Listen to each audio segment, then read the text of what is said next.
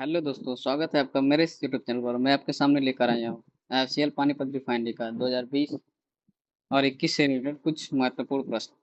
तो चलिए स्टार्ट करते हैं आज का पहला प्रश्न। आज का पहला प्रश्न है, which pump used in petrol pump. जो हमारा पेट्रोल पंप पे यूज होता है वो कौन सा पंप होता है? Option A piston pump, option B plunger pump, option C diaphragm pump और option D none of this. इन चारों में से इसका करेक्ट आंसर हो जाएगा option number C, diaphragm pump. ठीक है, तो इसका करेक्ट आंसर है ऑप्शन नंबर सी। बढ़ते हैं अगले प्रश्न की तरफ। प्रश्न नंबर दो। प्रश्न नंबर दो क्या कह रहा है?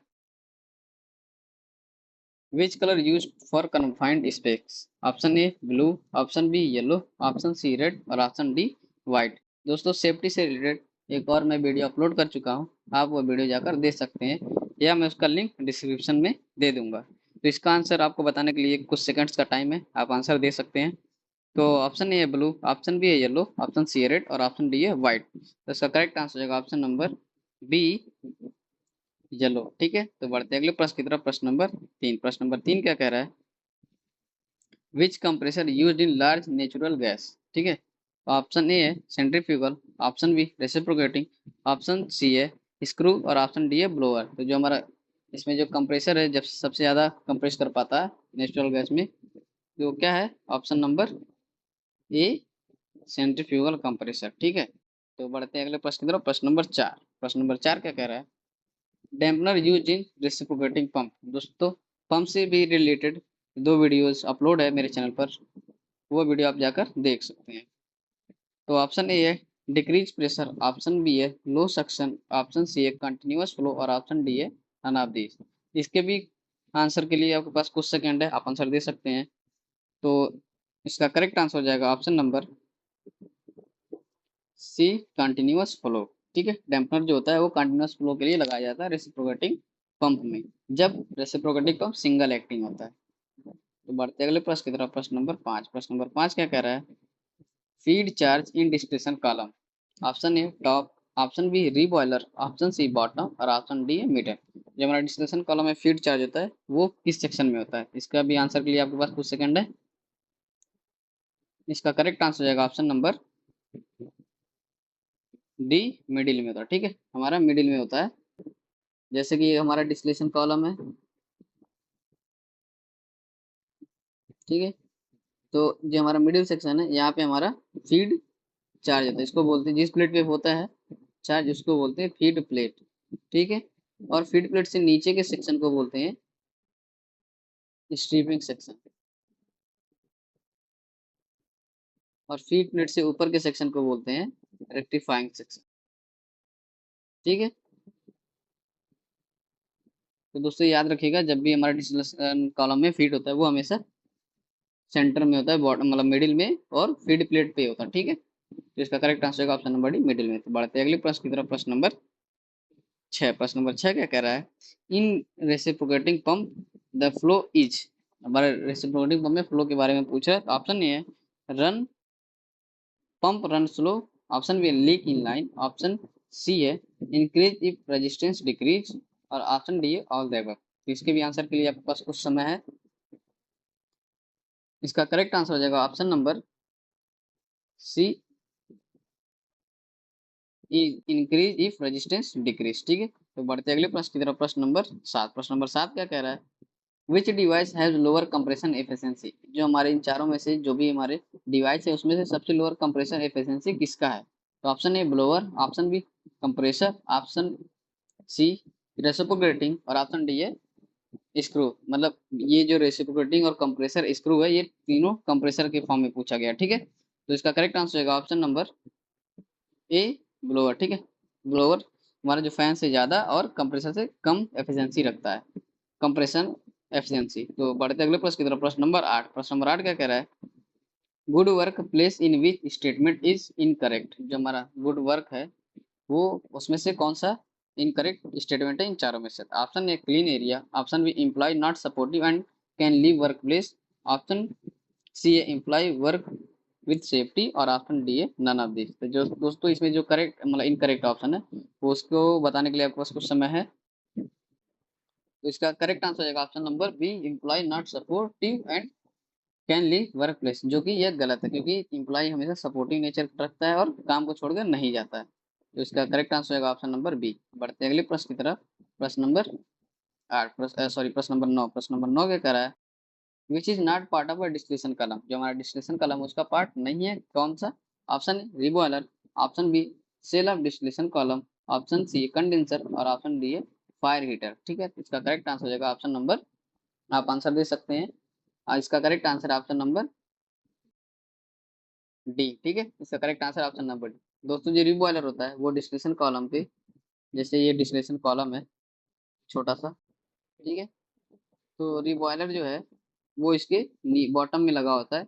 उसमें क्या होता है कि जो हमारा बॉटम में लिक्विड होता है उसमें हमारा लाइटर कंपोनेंट भी प्रेजेंट रहते हैं, तो उनको हम हीटिंग मीडिया की, जो हमारा स्टीम होता है मोस्टली, उससे हम वेपराइज करके, मतलब हीट प्रोवाइड करके उसको हम लाइटर कंपोनेंट को वेपराइज करके हम वापस कॉलम में भेज देते हैं। इससे हमारा क्या है, जो हमारा लाइटर कंपोनेंट है वो और ज़्यादा रिकवर हो पाता है। ठीक है, और ऊपर हमारा लगा होता है कंडेंसर, जिससे हम कंडेंस करके एक एक्यूमुलेटर वेसल में फिर से हम एज ए रिफ्लक्स देते हैं और प्रोडक्ट रख लेते हैं। ठीक है, तो हमारा इसका करेक्ट पार्ट नहीं है कौन सा? Fire heater.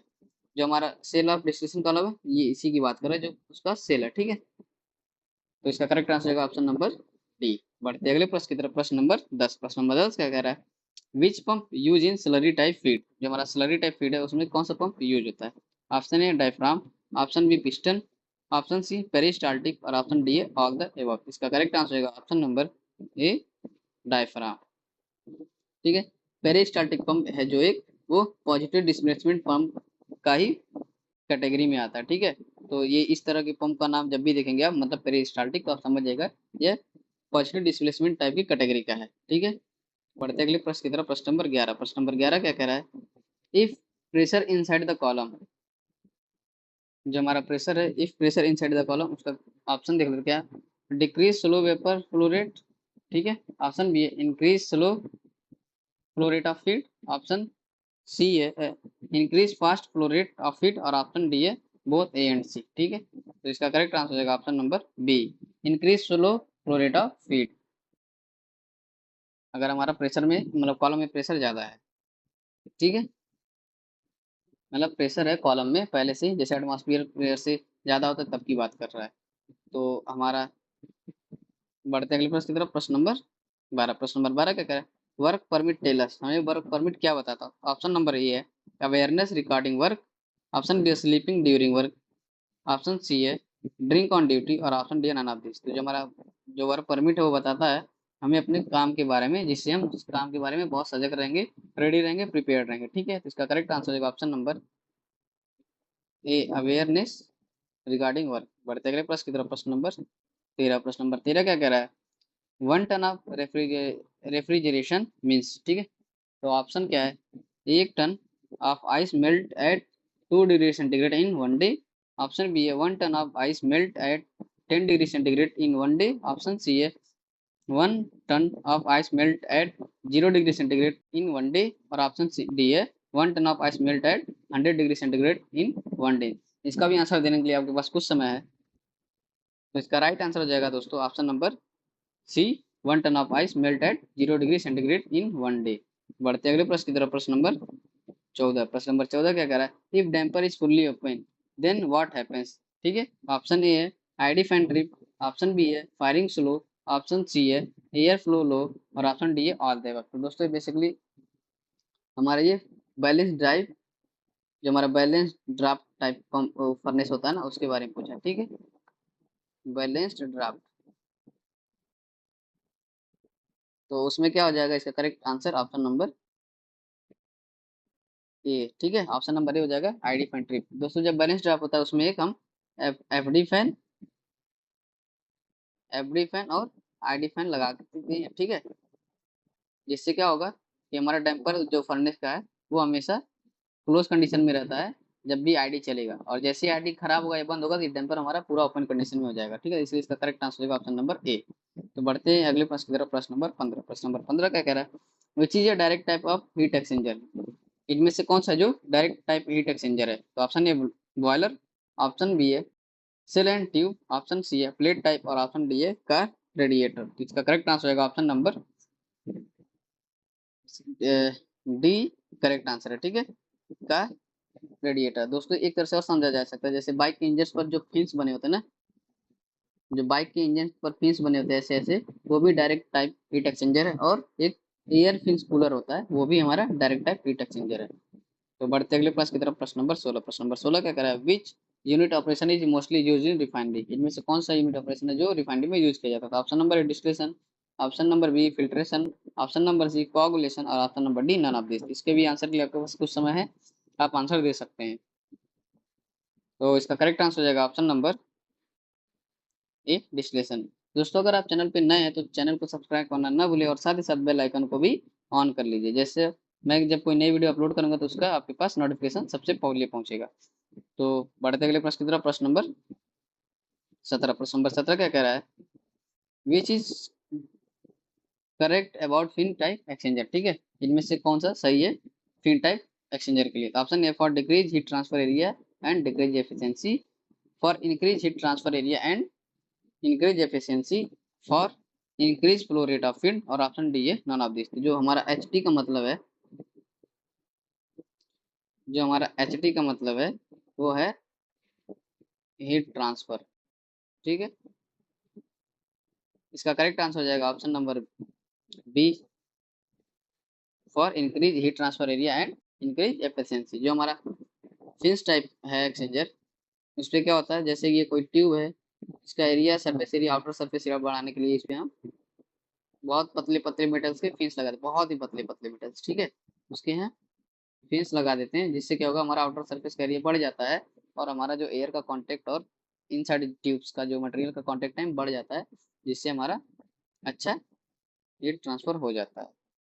बढ़ते अगले प्रश्न की तरफ। प्रश्न नंबर 18। प्रश्न नंबर 18 क्या कह रहा है, डिस्टिलेशन कलम इज यूज फॉर। जो हमारा डिस्टिलेशन कलम है वो किस लिए यूज होता है। ऑप्शन ए सिंगल कंपोनेंट के लिए, ऑप्शन बी डबल कंपोनेंट के लिए, ऑप्शन सी है मल्टी कंपोनेंट के लिए और ऑप्शन डी है ऑल द अबव। तो इसका करेक्ट आंसर हो जाएगा, आप आंसर दे सकते हैं, option number C multi component. जो हम डिस्टिलेशन मतलब डिस्टिलेशन कॉलम मोस्टली रिफाइनरी में यूज करते हैं वो मल्टी कंपोनेंट के लिए करते हैं। ठीक है, क्योंकि जब हम उससे प्रोडक्ट लेते हैं, साइड कट भी बोलते हैं कभी कभी, तो यहाँ से हमारा नेफ्ता मिल जाता है, डीजल मिल जाता है, एलपीजी मिल जाता है। ठीक है, और भी बहुत सारे प्रोडक्ट है, हाई स्पीड डीजल मिलता है, लास्ट में हमारा वीआर बच जाता है, मतलब आरसीओ बच जाता है, बहुत सारे साइड कट भी हमारा मिल जाता है प्रोडक्ट। तो इसमें हम मल्टी कंपोनेंट के लिए यूज करते हैं रिफाइनरी में, ये सारे मल्टी कंपोनेंट है। ठीक है, तो बढ़ते अगले प्रश्न की तरफ। प्रश्न नंबर 19। प्रश्न नंबर 19 क्या कर रहा है, concentrate in is a two of first order reaction if double reaction then how much time rate of reaction increase time. ठीक है, जो हमारा रिएक्शन का टाइम है वो कितना हो जाएगा अगर हम फर्स्ट ऑर्डर का रिएक्शन करा रहे हैं कंसंट्रेशन उसका दोगुना करने के लिए। तो इसका ऑप्शन ए है 2 टाइम्स, ऑप्शन बी है हाफ टाइम, ऑप्शन सी है 4 टाइम, ऑप्शन डी है 8 टाइम। तो इसका करेक्ट आंसर हो जाएगा ऑप्शन नंबर ए 2 टाइम्स। ठीक है दोस्तों, अगर इन सभी क्वेश्चन का आंसर आपको पहले से पता है तो आप कमेंट करके क्वेश्चन नंबर के साथ आंसर दे सकते हैं। तो बढ़ते अगले प्रश्न की तरफ। प्रश्न नंबर 20 जो कि इस वीडियो का आखिरी प्रश्न है। प्रश्न नंबर 20 क्या कह रहा है, which pump used in marine ship. जो हमारा मरीन शिप है उसमें कौन सा पंप यूज होता है। बेसिकली ये उसके मटेरियल के हिसाब से पूछा है। ठीक है, मतलब किस मटेरियल का वो पंप बना होता है, जैसे ऑप्शन ए आयरन का, option B carbon, option C SS का, option number D all the above. इसका करेक्ट आंसर होगा ऑप्शन नंबर सी एसएस का। एसएस मतलब होता है स्टेनलेस स्टील। ठीक है, स्टेनलेस स्टील, स्टेनलेस स्टील। दोस्तों अगर ये वीडियो आपको अच्छी लगी हो तो चैनल को सब्सक्राइब करना ना भूलें और वीडियो को लाइक शेयर कमेंट जरूर करें। वीडियो देखने के लिए आप सभी का बहुत बहुत धन्यवाद।